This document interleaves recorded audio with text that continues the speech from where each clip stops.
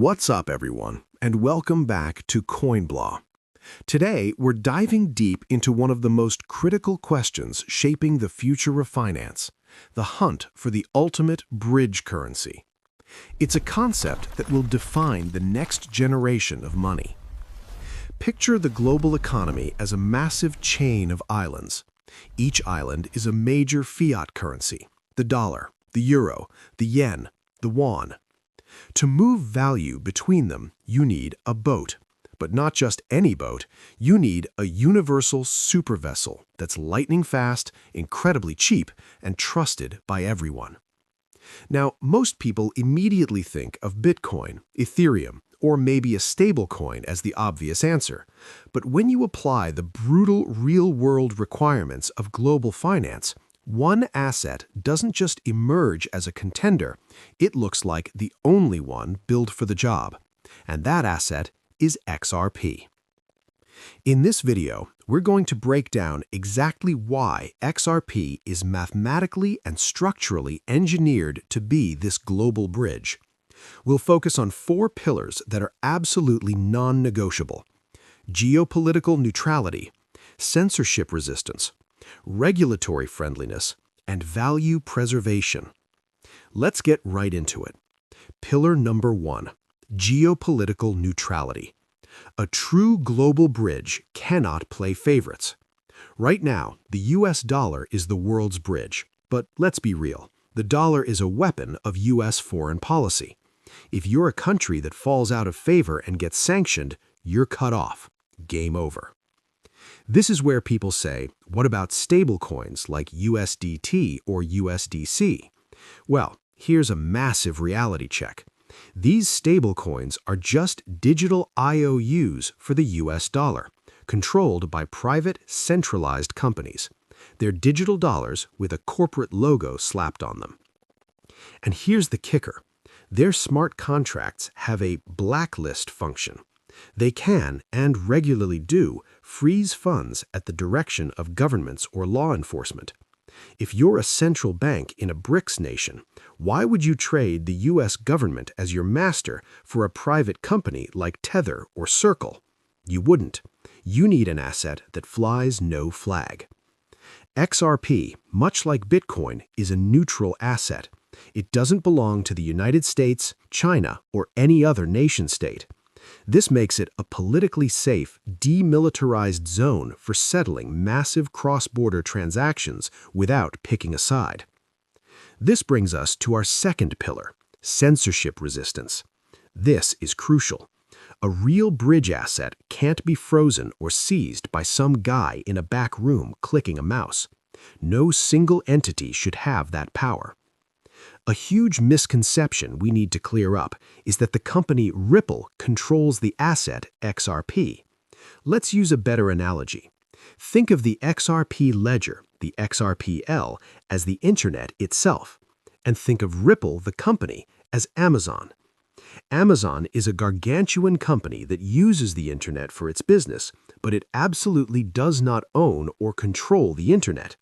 If Amazon went bankrupt and shut down tomorrow, the internet would continue to function just fine. Your email would still work. It's the same relationship here.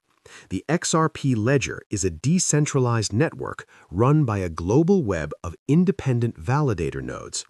While Ripple holds a lot of XRP, they cannot unilaterally change the ledger's rules, and they certainly can't reverse a confirmed transaction.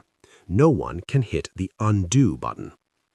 This brings us to a fascinating paradox in Pillar 3, regulatory friendliness. Wait a minute, didn't we just say it has to be uncontrollable and censorship resistant? How can it also be friendly to regulators and banks? This is where other cryptos stumble. Bitcoin and Ethereum are censorship resistant, sure, but traditional banks often see them as the Wild West. They lack the built-in tools for identity and structured payment data that banks desperately need for AML compliance.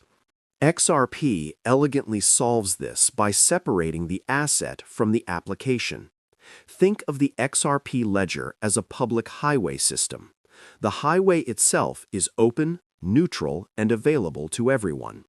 anyone can drive on it. However, the solutions that Ripple builds, like its payment service, are the secure, compliant on-ramps and off-ramps. At these entry and exit points, the exchanges and financial institutions, banks can conduct all their necessary Know Your Customer or KYC checks. Value can then speed across the neutral highway instantly, and another compliance check can happen on the other side. This brilliant two-layer structure allows XRP to be a permissionless technology while enabling permissioned, compliant business applications. It's a nuance institutional banking requires. Our fourth and final pillar is value preservation. A bridge currency that is programmed to lose value is a terrible bridge currency. It's that simple. Fiat currencies and the stablecoins pegged to them are like melting ice cubes. Inflation is a feature, not a bug. A stablecoin isn't a solution to this. It's just a digital receipt for an asset that is constantly depreciating. XRP, on the other hand, is a hard asset. While it's volatile day to day, it has a finite, fixed supply of 100 billion tokens, and that number will only go down as transaction fees are burned. Over a long time horizon, hard, finite assets are designed to appreciate against currencies that can be printed into oblivion. For a bank or treasury holding a bridge asset for settlement, holding one that doesn't systematically lose its purchasing power is a massive advantage. Finally, let's tackle the competition. Why not Solana or Ethereum? Ethereum for this use case is like trying to move a fleet of cargo trucks through downtown Manhattan during rush hour.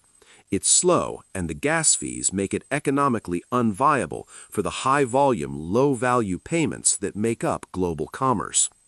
And what about Solana? It's incredibly fast, no doubt, boasting higher theoretical TPS than XRP. But speed is absolutely useless without the right infrastructure. For over a decade, Ripple has been building the critical liquidity corridors. This isn't just code, this is the financial plumbing. It means forging relationships with market makers, exchanges, and regulators in countries like Mexico, the Philippines, Japan, and Australia. That's a decade of handshakes and legal agreements. Solana simply doesn't have this specialized institutional FX infrastructure. You can send SOL tokens fast, but actually converting $1 million worth of Venezuelan bolivar into Thai baht in seconds is a liquidity nightmare on Solana compared to the rails Ripple has painstakingly built. So, to wrap it all up, a true global bridge currency must be a diplomat, a fortress, a compliant partner, a hard asset, and a hard asset. Stablecoins fail on neutrality and censorship. Bitcoin currently falls short on regulatory ease of use and transaction speed for payments.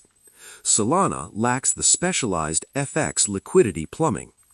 XRP is the only asset that uniquely balances all these competing demands, placing it squarely in the Goldilocks zone for global finance. This isn't just about which coin's price will pump next. It's about understanding the deep infrastructure, the very plumbing of the future financial system. If you want to stay ahead of the curve and understand the real mechanics behind these assets, make sure you hit that subscribe button for CoinBlaw. We don't chase hype, we chase utility. We'll see you in the next one.